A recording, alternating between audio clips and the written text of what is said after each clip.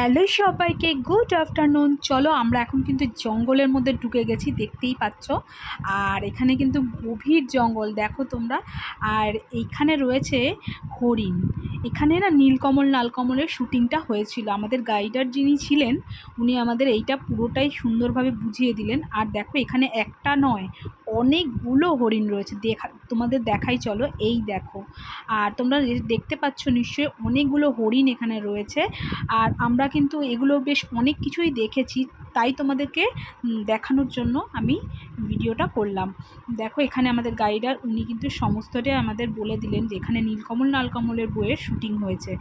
আর এরপর আমরা চলে যাব একটা কেভের মধ্যে। আর এই কেভটা এখান থেকে স্টার্ট। আমার মেয়ে তো এটা দেখে ভীষণ ভয় পেয়ে গেছে, তার পাপার কোলে উঠে পড়েছে। আর এখানে আমি দেখাবো তোমাদেরকে স্নেক। কি স্নেকের নাম আমি ঠিক বলতে পারছি না। এখানে কিং কোবরা আছে, আরও অনেক কিছু আছে। চলো, টাটা।